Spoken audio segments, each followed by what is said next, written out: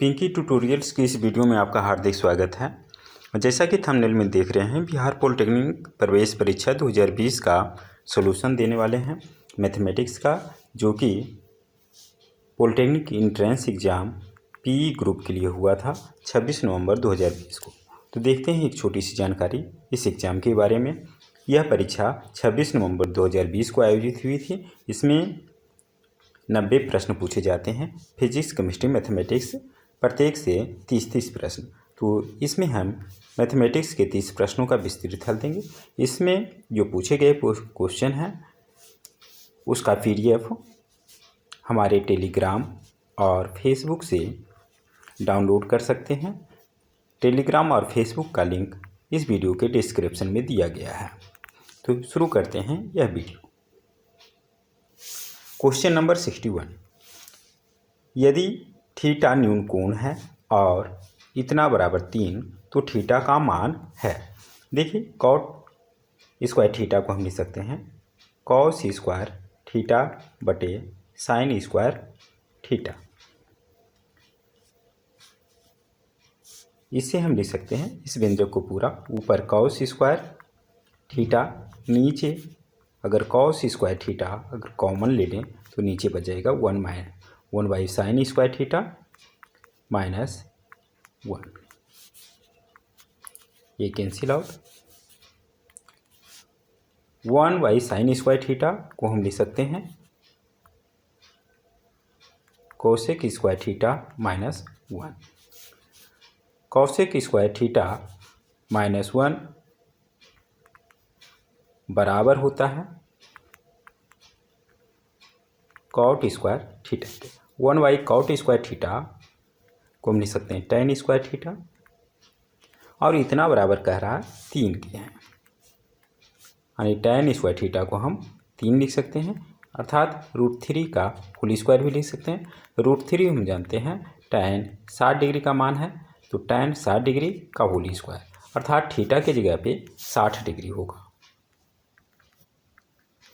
लेकिन ऑप्शन अब देखिए, ये डिग्री में नहीं दिया हुआ, ये रेडियन में दिया हुआ है। तो 60 डिग्री को अगर रेडियन में बदलना हो तो पाई 180 डिग्री के बराबर होता है। अगर इसको 180 को 3 से हम भाग दें तो ये 60 डिग्री के बराबर है, यानी 60 डिग्री को हम पाई/3 लिखते हैं। ऑप्शन बी में है, ऑप्शन बी इसका सही आंसर होगा।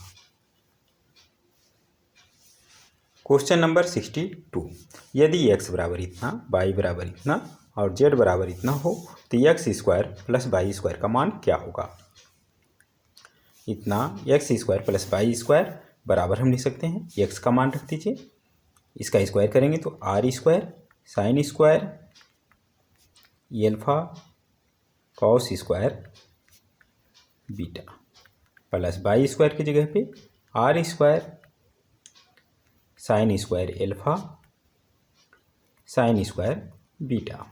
इन दोनों में कॉमन देखिए, r square sine square alpha दोनों में मिल रहा है, तो हो जाएगा r square sine square alpha common ले ले, अंदर बच जाएगा cos square beta plus sine square beta. Formula हम जानते हैं sine square theta plus cos square theta बराबर 1, अर्थात इसके जगह पे 1 आ जाएगा, तो 1 से मल्टीप्लाई करेंगे यही रहेगा, अर्थात r square sine square alpha को हम लिख सकते हैं 1 माइनस कॉस स्क्वायर एल्फा। इसे फर्दर अगर हम तोड़ दें तो ये आ जाएगा r स्क्वायर इंटू 1, अर्थात r square minus r square cos square alpha, जिससे हम लिख सकते हैं r square minus r cos alpha का होल स्क्वायर। दिया हुआ है r कॉस एल्फा बराबर z, तो इसके जगह पे हम लिख सकते हैं r square minus z square, जो है ऑप्शन सी में है। ऑप्शन सी इसका सही आंसर होगा। x square plus Y square का मान r square minus z square होगा।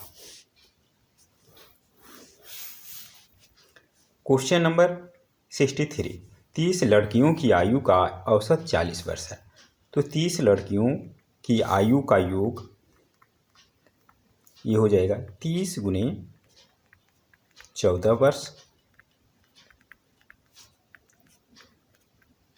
4 42 420 वर्ष हो जाएंगे। इसमें कह रहा औसत आयु 15 की 5 लड़कियां कक्षा छोड़कर चली जाती है, तो कितने वर्ष कम हो गए? 15 गुणे 5 करेंगे 75 वर्ष कम हो गए। तो अब बच गए 5, 7 4 11, 345 वर्ष। तो कह रहा है शेष लड़कियों की औसत क्या होगी? तो शेष का योग 345। शेष लड़कियां अब कितनी बची? पहले 30 लड़कियां थी, अब 5 लड़कियां चली गई, तो अब 25 बचा है। भाग दे दीजिए 1 3.8 वर्ष, अर्थात शेष लड़कियों का औसत होगा 13.8 वर्ष, जो कि ऑप्शन ए में है। ऑप्शन ए इसका सही आंसर होगा। क्वेश्चन नंबर 64, श्रेणी इतना की माध्यिका क्या होगी? माध्यिका निकालने के लिए सर्वप्रथम आंकड़ों को हम बढ़ते हुए या घटते हुए क्रम में रखते हैं। तो देखते हैं बढ़ते हुए क्रम में रखने पे सबसे छोटा इसमें देखिए 27, 27 के बाद जस्ट इससे बड़ा 30.5, इससे जस्ट बड़ा 31, 31 से जस्ट बड़ा 34, इससे जस्ट बड़ा 35, 35 से जस्ट बड़ा 37, इससे 37.5 है। उसके बाद 38, 38.5,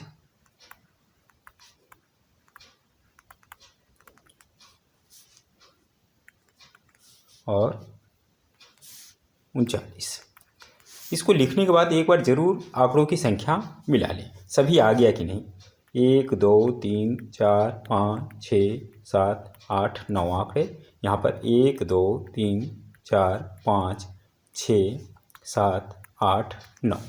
तो इसमें बीच वाला क्या होगा? आगे से आप 4 हटा दीजिए, पीछे से 4 हटा दीजिए, बीच में जो बचेगा वही इसकी माध्यिका होगी। 35 बचा है, तो 35 इसकी माध्यिका होगी। ऑप्शन बी में है, ऑप्शन बी इसका सही आंसर होगा। क्वेश्चन नंबर 65, आयत चित्र ग्राफ से इसके मान निकालने में सहायक होता है। आयत चित्र ग्राफ से हम मोड निकाल सकते हैं, जिसे हिंदी में बहुलक कहते हैं। ऑप्शन ए में है, ऑप्शन ए इसका सही आंसर होगा। क्वेश्चन नंबर 66, यदि एक संख्याओं के सेट का माध्य और माध्यिका क्रमशः 8.9 एवं 9 है, तब उसका मोड होगा। मोड मतलब बहुलक होगा। यहाँ पर कह रहा है क्रमशः, यानी कि जो पहले है माध्य पहले है, तो माध्य और माध्यिका का मान 9। तो एक फॉर्मूला हम जानते हैं बहुलक, जिसे इंग्लिश में मोड कहा जाता है, MODE, बराबर होता है 3 गुने माध्यिका माइनस 2 गुने माध्य। इस फार्मूला पे देखिए 3 माध्यिका की जगह पे 9 माइनस 2 गुने 8.9, यह आ जाएगा 27 माइनस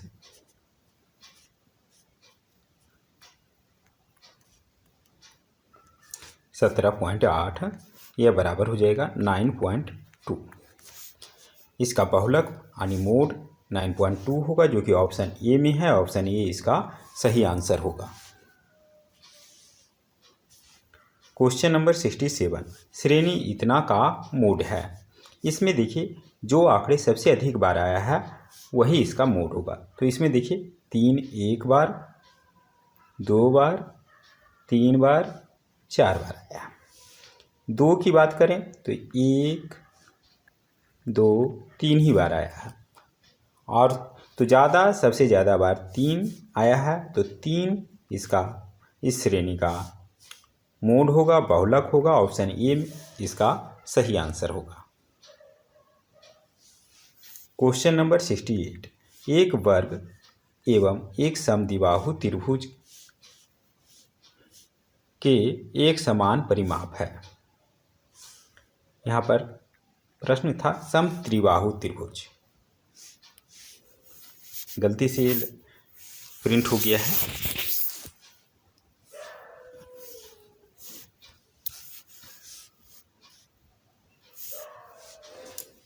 यदि वर्ग का कर्ण 6√2 सेंटीमीटर है तब त्रिभुज का क्षेत्रफल क्या होगा।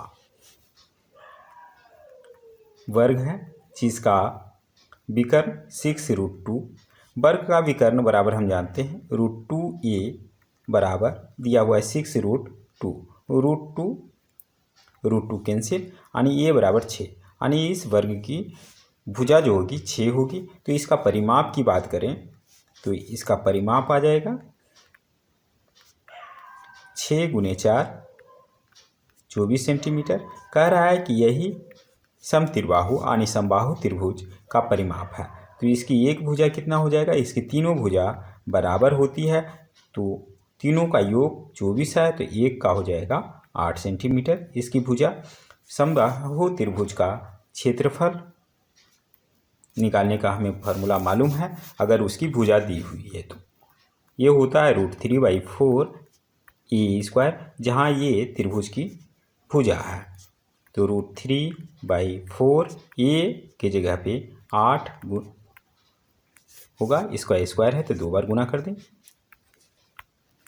8 दूना 16 √3 वर्ग सेंटीमीटर होगा, जो कि ऑप्शन बी में है। ऑप्शन बी इसका सही आंसर होगा।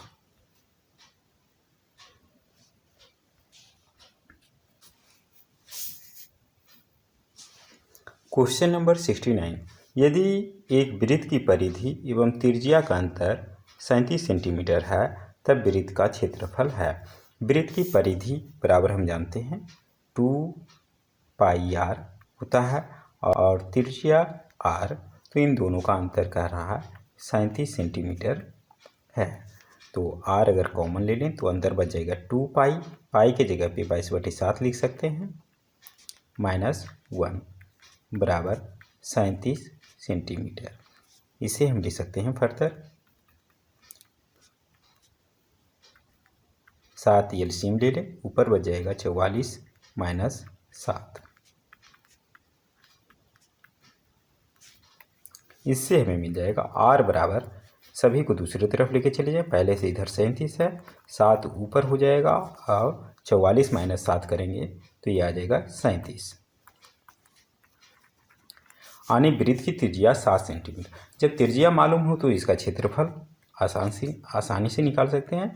एरिया बराबर हो जाता है πr², पाई के जगह पे 22/7, r के जगह पे 7, इसका स्क्वायर है तो 2 बार कर दें, 7 × 7 इतना वर्ग सेंटीमीटर हो जाएगा, 22 × 7 करेंगे 154 वर्ग सेंटीमीटर होगा, जो कि ऑप्शन डी में है। ऑप्शन डी इसका सही आंसर होगा।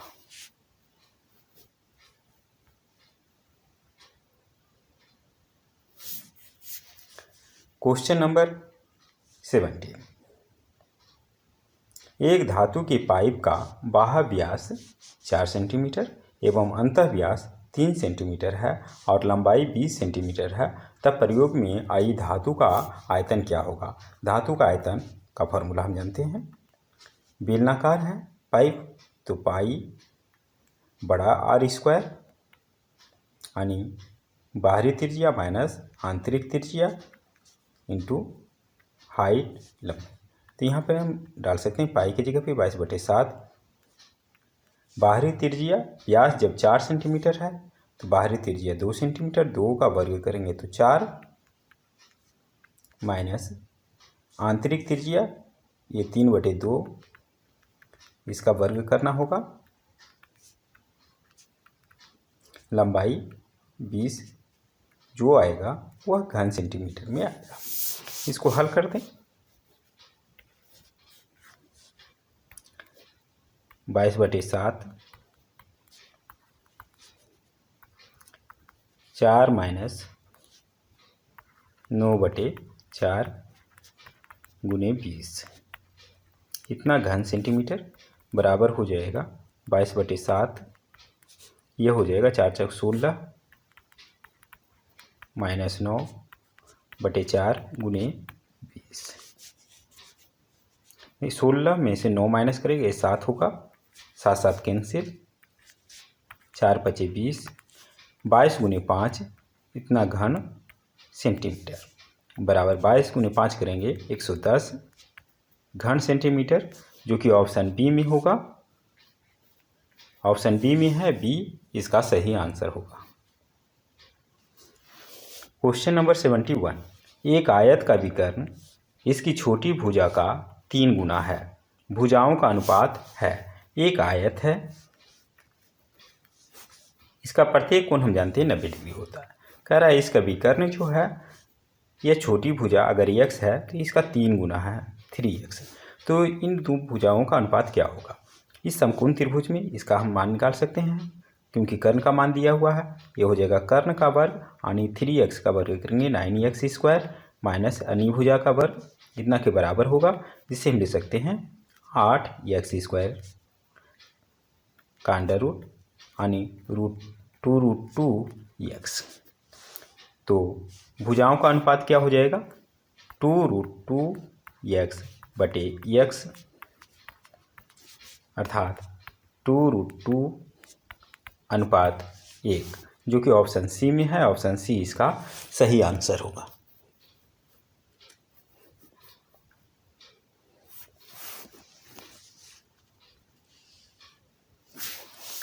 क्वेश्चन नंबर 72, जब एक डाई को लुढ़काया जाता है तो सम संख्या आने की प्रायिकता है। डाई में 1 से लेकर के 6 तक की संख्याएं होती है, उसमें संख्याएं होती है 2, 4 और 6, अर्थात 3 तरह के अनुकूल घटना इसमें घट सकती है। तो इसकी प्रायिकता हो जाएगी अनुकूल घटना बटे कुल संभव घटना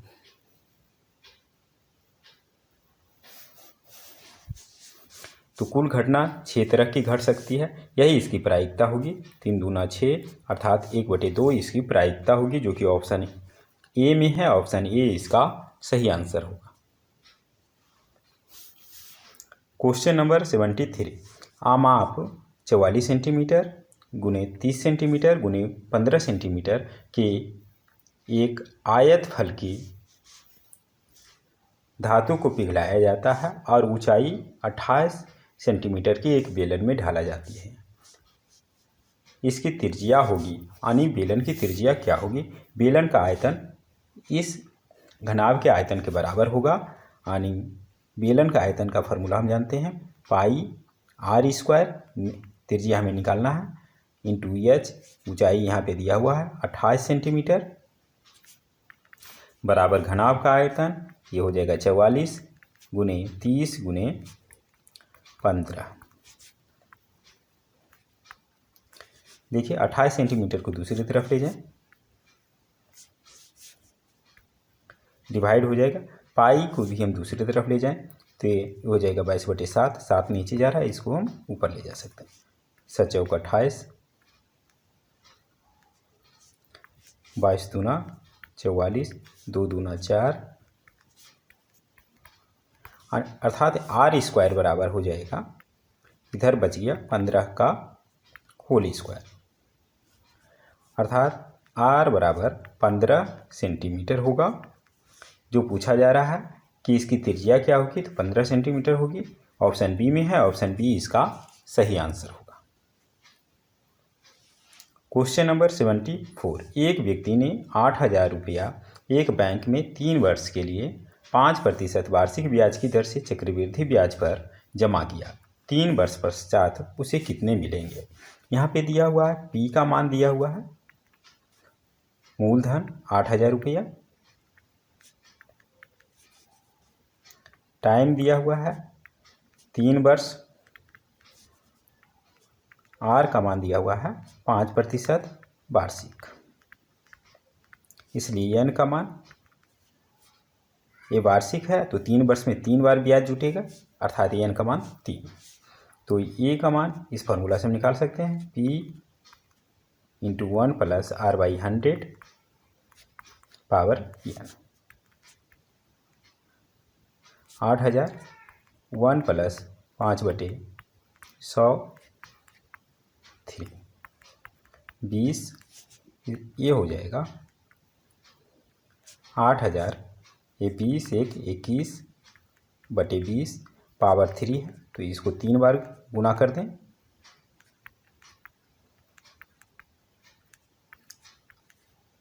3 0 कट गया, 2 दूना 4 दूना 8, ऊपर 8 कैंसिल, तो इसका मान हो जाएगा 21 गुने 21 गुने 21।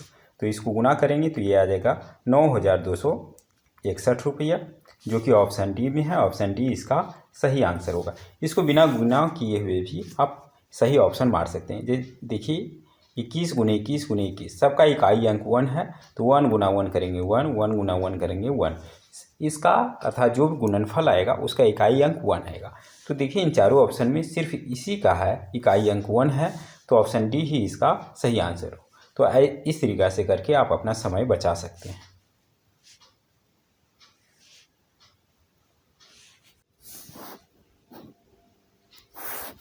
क्वेश्चन नंबर 75, यदि 16 मदों का विक्रय मूल्य 20 मदों के क्रय मूल्य के बराबर है तब प्रतिशत लाभ है। देखिए 16 मदों को बेचने के बाद 4 मद जो बच जाएंगे 20 में से, वह उसका अपना हो गया, अर्थात 4 का लाभ होता है 16 के बेचने पे, तो प्रतिशत लाभ अर्थात 100 से मल्टीप्लाई करते हैं और प्रतिशत लगा दें, सरल करते हैं,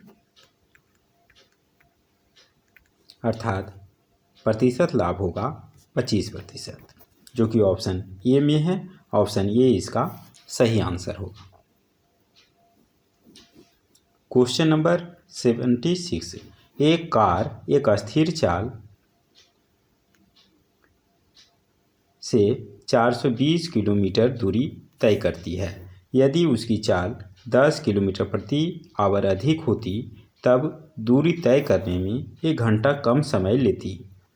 कार की चाल है, मान लिया कि कार की चाल x किलोमीटर प्रति घंटा है। तो प्रश्न इससे क्या कह रहा है कि इसे जितना समय लेता है 420 किलोमीटर को x तय करने में, जितना समय लिया उसको 420 किलोमीटर को x प्लस 10 यानी 10 किलोमीटर प्रति घंटा ज़्यादा होता तो समय लेता, जब चाल ज़्यादा होगी तो कम समय लेगा। तो कह रहा है कि यह जो है 1 घंटा कम लेता, अर्थात 1 घंटा जब इसमें जोड़ेंगे तो यह इस समय के बराबर हो जाएगा। तो देखिए एक तो है कि इसको सोल्व कर करके आंसर निकाल लीजिए, या दूसरा ऑप्शन को एक एक करके आप पुट कीजिए, जो रखने पे सही हो जाता है वही इसका आंसर होगा। तो देखिए ऑप्शन डी वाला रखिए, अगर x के जगह पे 60 रखते हैं तो क्या हो जाएगा, लेफ्ट हैंड साइड 420 बटे 60 कीजिएगा तो 7 आ जाएगा, ठीक है, बराबर राइट साइड में क्या हो जाएगा 60 प्लस 10 हो जाएगा 70, 420 को 70 से भाग देंगे तो 6 42, 6 प्लस 1, अर्थात यह कथन सही हो जाता है। तो ऑप्शन डी इसका सही आंसर होगा। कार की चाल 60 किलोमीटर प्रति घंटा होगी। तो इस तरीक़ा से आप अपना समय बचा सकते हैं। क्वेश्चन नंबर 77, ए एक कार्य को 20 दिन में कर सकता है, बी 30 दिन में और सी 60 दिन में कर सकता है। यदि प्रत्येक तीसरे दिन ए की सहायता बी एवं सी करते हैं तब कितने दिनों में कार्य पूरा हो जाएगा। पहला दिन ए कार्य करता है तो एक दिन में ए काम करता है 1/20 भाग, दूसरा दिन में ए ही काम करता है फिर 1/20 भाग काम करेगा, तीसरा दिन ए बी सी तीनों मिलकर के काम करता है तो तीनों मिलकर के एक दिन का काम कितना हो जाएगा, इसका 1/20, बी का 1/30 और सी का 1/60, 60 एलसीएम, 20 तिया 60, 30 दूनी 60 और 1, अर्थात 3 प्लस 2 प्लस 1 करेंगे यह 6 हो जाएगा, 6 देंगे 60, अर्थात तीनों मिलकर के जो काम करेगा 1/10 भाग काम करेगा। अगर कर दें कि 3 दिन में कुल कितना काम होगा, तीनों का योग कर देंगे, एलसीएम 20 आ जाएगा, ऊपर 1 + 1 + 2 यानी ऊपर 4, 1/5 भाग। यानी 3 दिन में काम होता है 1/5 भाग, इसलिए पूरा भाग कितना दिन में एक काम जो होगा वह 5 × 3 दिन में होगा, अर्थात 15 दिन में पूरा काम होगा, जो कि ऑप्शन बी में है। ऑप्शन बी इसका सही आंसर होगा। क्वेश्चन नंबर 78, 2 के योग प्रतिलोम, 2 का योग प्रतिलोम कितना होता है -2 एवं गुणनफल प्रतिलोम, 2 का गुणनफल प्रतिलोम होता है 1/2। कह रहा है इन दोनों का योग क्या होगा। इसके नीचे कुछ नहीं, 1 एलसीएम ले ले, 2 -4 + 1 बराबर आ जाएगा -3/2, जो कि ऑप्शन बी में है। ऑप्शन बी इसका सही आंसर होगा। क्वेश्चन नंबर 79, यदि इतना एवं इतना का एचसीएफ x - k है तब k का मान है। देखिए k का मान निकालने के लिए हम जानते हैं कि शेषफल प्रमेय से x - k इन दोनों का गुणनखंड तभी होगा जब k का मान इस समीकरण में रखने पे उसका मान, समीकरण का मान 0 हो जाए। तो k का मान कह रहा है इन चारों में से क्या होगा, तो एक एक करके रख ले। तो जब हम c वाला देखेंगे, चेक करेंगे, x बराबर -2, तो क्या होगा, पहला समीकरण क्या हो जाएगा 3x², अर्थात x² बराबर 4 और 3 से गुना करेंगे तो 4 × 12, 14x यानी 14 × -2 करेंगे -28 + 16 बराबर ये आ जाएगा 12 + 16 28 और -28 बराबर 0। इस तरीक़ा से पहला तो 0 आ गया। देखें दूसरा समीकरण, 6x³ x³ बराबर आ जाएगा -8, 8 को 6 से गुना करेंगे 8 × 6 = 48, माइनस में x² बराबर 4 प्लस में 4 × 11 करेंगे 44 प्लस आ जाएगा -4 -2 गुना होगा तो आ जाएगा +8 और -4। तो देखिए माइनस में 48 और 4 है तो माइनस में 52 हो जाएगा, अर्थात 44 + 8 बराबर 52, +52 -52 कैंसिल आउट बराबर 0, अर्थात दोनों स्थिति में 0, अर्थात k का मान जो होगा वह होगा -2 होना चाहिए, जो कि ऑप्शन सी में है। ऑप्शन सी इसका सही आंसर होगा। क्वेश्चन नंबर 80, इतना का प्रतिलोम है। सबसे पहले इसे आप सरल कर लें, एलसीएम ले लें, x - 2 ऊपर क्या हो जाएगा -3 को ये x से गुना करेंगे -3x + 6 + 5 हो जाएगा। इसे हम ले सकते हैं x - 2 और 11 - 3x। ठीक, अब इसका प्रतिलोम का मतलब होता है कि अंश को हर और हर को अंश कर दें, अर्थात इसका प्रतिलोम हो जाएगा x - 2 डिवाइडेड बाई 11 - 3x, जो कि ऑप्शन ए में है। ऑप्शन ए इसका सही आंसर होगा। क्वेश्चन नंबर 81, निम्नलिखित विकल्पों में कौन सा एक x के सभी मानों के लिए इतना को संतुष्ट करेगा। तो देखिए इससे x का मान निकाल लें। यहाँ पर जो ग्रेटर देन का सिंबल दिया हुआ, इसे आप इक्वल के जैसे मान करके जैसे करते हैं, जब एक तरफ से दूसरी तरफ ले जाते हैं तो चिन्ह परिवर्तित कर देते हैं, उसी का प्रयोग करना है और कुछ नहीं, डरने की ज़रूरत नहीं है। 2x, अगर x को आगे ले जाए तो -x है तो इधर आकर के +x हो जाएगा, ग्रेटर देन का साइन दिए, दूसरी तरफ 7 है, इधर से हम -3 को एक तरफ लेके चले गए, +3 हो जाएगा, अर्थात इससे हमें मिल जाएगा 3x ग्रेटर देन 10। इससे मिलेगा x ग्रेटर देन 10/10 3, जो कि ऑप्शन डी में है, ऑप्शन डी इसका सही आंसर होगा। क्वेश्चन नंबर 82, समीकरण इतना के मूल 7:6 के अनुपात में है तब के का मान है, इस के का वैल्यू निकालना है। देखिए मूल 7:6 के अनुपात में है, अर्थात इसका कोई गुणज मान ले, x तो पहले से है तो कुछ और मान ले, 7u और 6u दो हमारे पास मान लेते हैं कि इसके मूल हैं, तो मूलों का गुणनफल बराबर क्या हो जाएगा, 7u इंटू 6u गुना करेंगे तो 42u² हो जाएगा, और गुणनफल बराबर हम ये द्विघात समीकरण के सूत्र से हम जानते हैं c/a होता है, अर्थात 14/3 होगा। 42 को दूसरी तरफ ले जाएं, गुना में है, भाग हो जाएगा, इसे हम लिख सकते हैं 1/3 का होल स्क्वायर, जिससे हमें मिल जाएगा u बराबर 1/3। अब देखिए हम निकाल सकते हैं मूलों का योग, यानी 7u प्लस 6u बराबर 13u बराबर -b/a अर्थात k/3 हो जाएगा।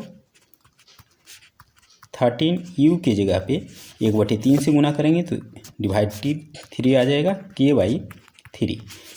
13/3 बराबर है k/3 के, इसलिए k के जगह पे आना चाहिए 13, जो कि ऑप्शन सी में है, ऑप्शन सी इसका सही आंसर होगा।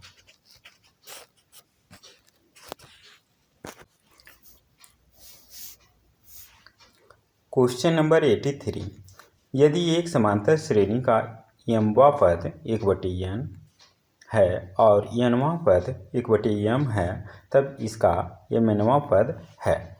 देखिए धीरे धीरे इसका करते हैं आराम से। m वां पद 1/n है, मान लीजिए पहला पद a है, तब m वां पद क्या होगा, m-1d, मान लीजिए कि कॉमन डिफरेंस d है, तो यह बराबर कर रहा है 1/n के है। ठीक इसी प्रकार से n वां पद a प्लस n-1d बराबर 1/m है। तो इन दोनों समीकरण से ये है, दोनों में कैंसिल करने के लिए हमें नीचे वाला को माइनस करते हैं, कैंसिल। अब हमें क्या बचाएगा, left hand side d common हो जाएगा, ऊपर बचेगा m-1, नीचे बचेगा -n और +1, ब्रैकेट बंद, बराबर के दूसरे साइड बचेगा 1/n माइनस 1/m, -1 +1 ये कैंसिल, ये बचेगा dm-n, दूसरी तरफ एलसीएम ले ले, m-n ऊपर m-n बचेगा, इसको दूसरी तरफ ले जाएं तो ये डिवाइड हो जाएगा, m + n ये दोनों कैंसिल आउट, अर्थात d का मान जो होगा 1/mn होगा।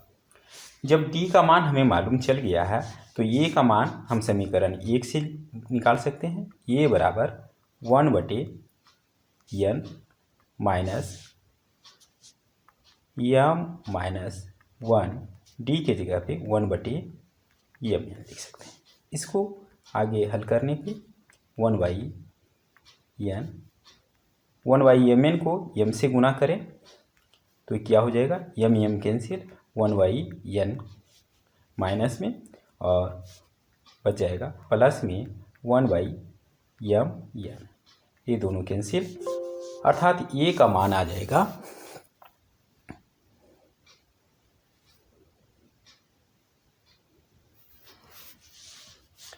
1/mn और d का भी 1/mn आ जाएगा। तो अब mn वां टर्म यानी tmn हमें निकालना है, तो ये के जगह पे 1/mn प्लस mn-1 और d के जगह पर 1/mn, तो इसको हल कर देना है। देखिए mn एलसीएम ले लिए, ऊपर बच गया 1 प्लस mn-1, तो 1 प्लस में है और 1 माइनस में कैंसिल आउट, ऊपर बच गया यम एन और नीचे भी बच गया यम एन, दोनों बराबर है, कैंसिल आउट 1। अर्थात इसका मान जो होगा ए मिनिमा टर्म 1 होगा, जो कि ऑप्शन बी में है। ऑप्शन बी इसका सही आंसर होगा। आशा है आप लोगों को समझ में आ गया होगा। क्वेश्चन नंबर 84, एक उत्तल बहुभुज के आंतरिक कोणों का माप समांतर श्रेणी में है। यदि निम्नतम कोण 100 डिग्री और अधिकतम कोण 140 डिग्री है तो बहुभुज की भुजाओं की संख्या है। उत्तल बहुभुज किसे कहते हैं? जिसका प्रत्येक कोण बाहर की तरफ निकला हो, उसे उत्तल बहुभुज कहते हैं। तो देखिए इसमें कह रहा है कि सबसे छोटा वाला 100 है और ये बढ़ते जाता है और सबसे बड़ा वाला 140 तक है। तो कह रहा है कि ये कोण जो है सभी एपी में है, समांतर श्रेणी में है। तो देखिए इसको जब आगे बढ़ा दें तो यह कोण 80 डिग्री का मिलेगा। उसी तरह 140 वाला जब बढ़ाएंगे तो हमें 40 डिग्री का कोण मिलेगा। तो उत्तल बहुभुज या किसी भी बहुभुज के एक ही तरफ के बाह्य कोणों का योग 360 डिग्री के बराबर होता है।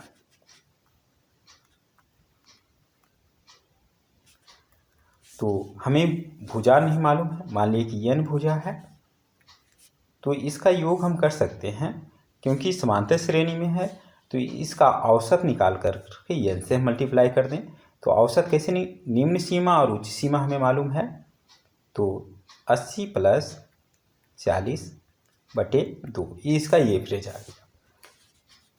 तो इसे हम n का मान निकालें, भुजा हमें मिल जाएगा। 80 + 40 करेंगे 120/2 60, अर्थात दूसरी तरफ 60 से डिवाइड हो जाएगा।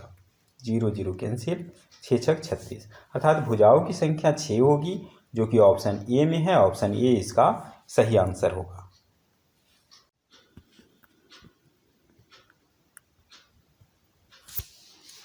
क्वेश्चन नंबर 85, एक समांतर चतुर्भुज के मध्य बिंदुओं को क्रमागत जोड़ने पर चित्र बनता है। एक ऑप्शन में है आयत, वर्ग, समचतुर्भुज, समांतर चतुर्भुज। देखते हैं, एक समांतर चतुर्भुज लेते हैं। मान लिए कि ये डायगोनल D1 है और ये D2 है। तो कह रहा है इसके भुजाओं के मध्य बिंदु को मिलाया जाता है।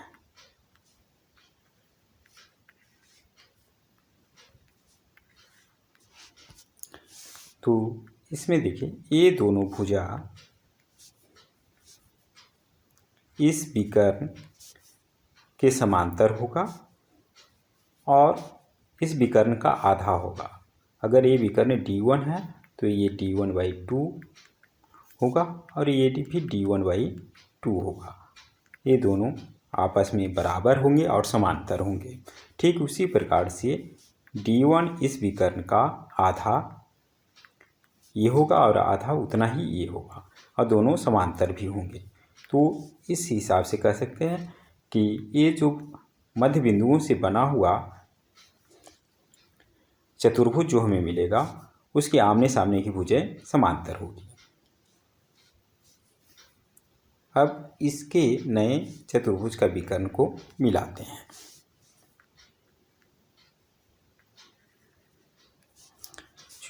तो ये क्या होगा, इसका पहला विकर्ण इस समांतर चतुर्भुज की भुजा लंबी भुजा के बराबर होगा और ये छोटी भुजा दूसरी भुजा के बराबर होगा विकर्ण।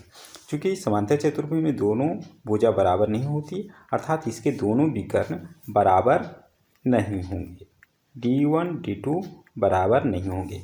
अगर बराबर नहीं है तो ये आयत नहीं हो सकता, वर्ग भी नहीं हो सकता, क्योंकि इसके दोनों विकर्ण बराबर होते हैं। तो अब सवाल है कि समचतुर्भुज और समांतर चतुर्भुज।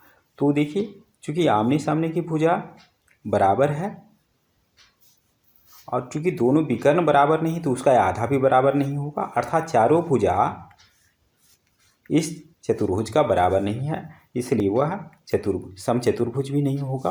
तो बच गया एक समांतर चतुर्भुज। यह मध्य बिंदुओं को मिलाने से हमें समांतर चतुर्भुज बनेगा। ऑप्शन डी इसका सही आंसर होगा।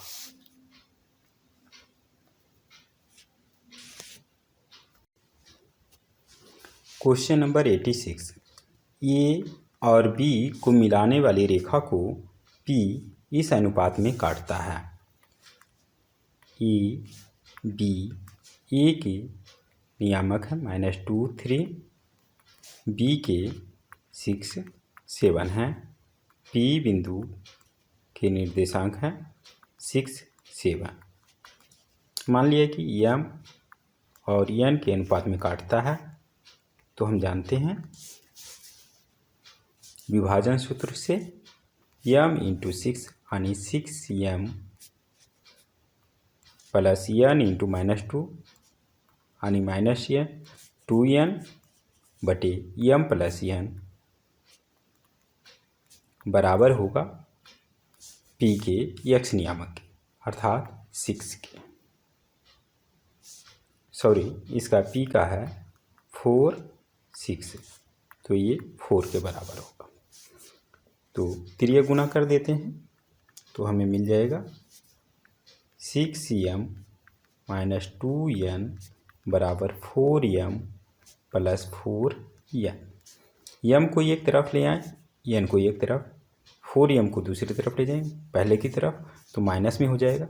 6m - 4m equal to 2m बराबर हो जाएगा -2n को दूसरी तरफ ले जाएं तो प्लस में, और इधर पहले से प्लस में 4n है तो 6n हो जाएगा। तो इससे हमें मिल जाएगा m/n इक्वल टू 6, दूसरी तरफ डिवाइड 2 तिया 6 अर्थात 3/1 आएगा, जो कि ऑप्शन सी में है। ऑप्शन सी इसका सही आंसर होगा। Question number 87, sine 105 degree into sine 75 degree का मान है। साइन 105 डिग्री को हम लिख सकते हैं साइन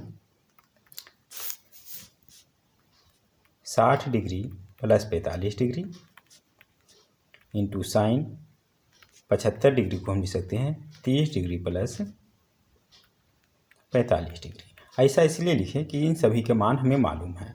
60 प्लस 60 के भी मालूम है, 45 के भी मालूम है, 30 के भी मालूम है। तो इसी सब, तो साइन ए प्लस बी का एक फार्मूला होता है साइन ए अर्थात 60 degree into cos B cos 45 degree plus cos A यानी cos 60 degree into sine B sine 45 degree. ये पहला का आ गया। दूसरा का इसी तरीक़ा से sine 30 degree cos 45 degree plus cos 30 degree sine 45 degree. मान भर दें। साइन 60 डिग्री का मान √3/2 cos 45 degree 1/√2 plus cos 60 degree का मान 1/2 साइन 45 1/√2 पहला।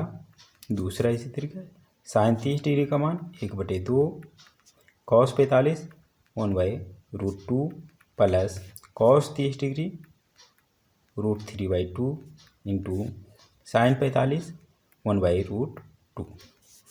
इसे हम हल करते हैं तो आ जाएगा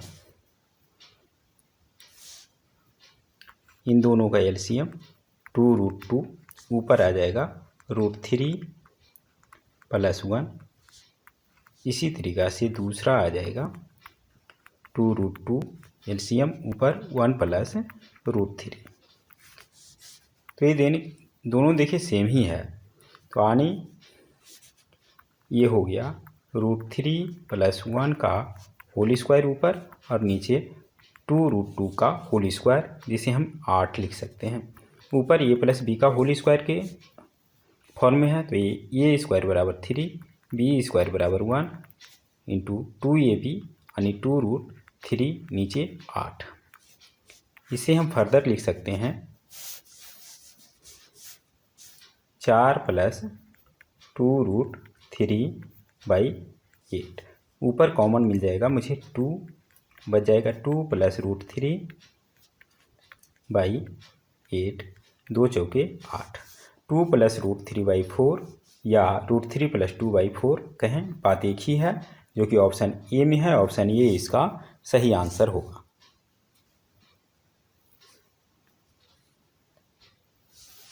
क्वेश्चन नंबर 88, इतना का महत्तम मान है। महत्तम मान निकालने के लिए इसे अगर 2 से गुना कर दें और 1/2 से भी गुना कर दें, कोई अंतर नहीं, 2 कैंसिल होकर के इतना ही हो जाएगा। इसका फॉर्मूला है 2 sin x × cos x का, लिख सकते हैं 1/2, और इसके बदले में हम लिख सकते हैं 2 sin 2x बराबर होता है 2 sin x × cos x। तो साइन का मान, महत्तम मान +1 तक होता है, अर्थात इस साइन का मान जो होता है -1 से लेकर के +1 तक होता है। तो महत्तम इसमें +1 तक जाएगा।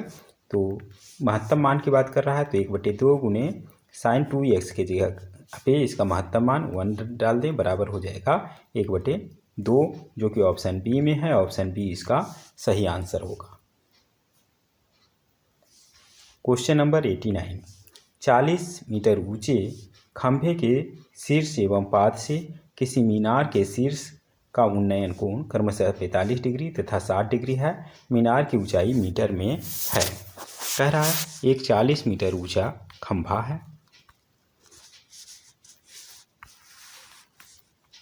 इसके शीर्ष से ये मीनार है का उन्नयन कोण ये 45 डिग्री बना रहा है, और इसके पाद से 60 डिग्री का उन्नयन कोण बना रहा है। तो कह रहा है कि मीनार की ऊंचाई क्या है। मान लीजिए कि ये यहाँ से यहाँ तक x है, तो हम जानते हैं 45 डिग्री का एक कोण बना रहा है। तो इस त्रिभुज में हम जानते हैं लंब और आधार दोनों बराबर होता है, तो x आ जाएगा। ये जब x है तो ये भी x आएगा। ये 40 मीटर है तो ये 40 मीटर आ जाएगा, अर्थात मीनार की ऊंचाई x + 40 मीटर हो जाएगी। अब चलते हैं बड़े त्रिभुज 60 डिग्री वाले एंगल वाले त्रिभुज में। इसमें हम tan 60 डिग्री, अर्थात tan 60 डिग्री का मान √3 बराबर हम लिख सकते हैं लंब की जगह पे x + 40 बटे आधार की जगह पे x। तिर्यक गुणा हम कर लें, यह आ जाएगा √3 x को एक तरफ ले आए -x बराबर 40। इससे हमें x बराबर मिल जाएगा √3 - 1 बराबर 40। इसे दूसरी तरफ ले जाएं, डिवाइड हो जाएगा √3 - 1। x का मान निकल गया, लेकिन ये मीनार की ऊंचाई नहीं है, इसमें हमें 40 जोड़ना पड़ेगा। इसलिए मीनार की ऊंचाई बराबर हो जाएगी x के जगह पे 40 बटे √3 - 1 + 40। इसे और सरल करते हैं, नीचे आ जाएगा √3 - 1 ऊपर 40 + 40 √3 - 40 + 40 - 40 कैंसिल, ऊपर आ जाएगा 40 √3 बाई √3 - 1, जो कि ऑप्शन ए में है। ऑप्शन ए इसका सही आंसर होगा।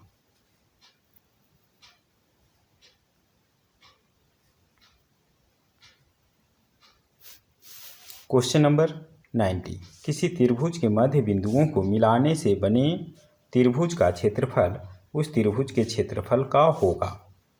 एक त्रिभुज है, इसके मध्य बिंदु को क्रमशः मिलाते हैं, तो इस प्रकार बने त्रिभुज का क्षेत्रफल कितना होगा पुराने त्रिभुज का। तो देखें, इस स्थिति में बराबर बराबर 1 2 3 और 4 4 त्रिभुजों में बट जाती है, अर्थात इस त्रिभुज का क्षेत्रफल जो होगा पहले त्रिभुज के क्षेत्रफल का चौथाई होगा, जो कि ऑप्शन ए में है। ऑप्शन ए इसका सही आंसर होगा। वीडियो को अंत तक देखने के लिए धन्यवाद। इसका क्वेश्चन PDF में डाउनलोड करना चाहते हैं तो हमारे टेलीग्राम और फेसबुक से डाउनलोड कर सकते हैं। टेलीग्राम और फेसबुक का लिंक हमारे इस वीडियो के डिस्क्रिप्शन में है, जहां से क्लिक करके हमारे टेलीग्राम और फेसबुक चैनल पे जा सकते हैं। वीडियो को अंत तक देखने के लिए धन्यवाद।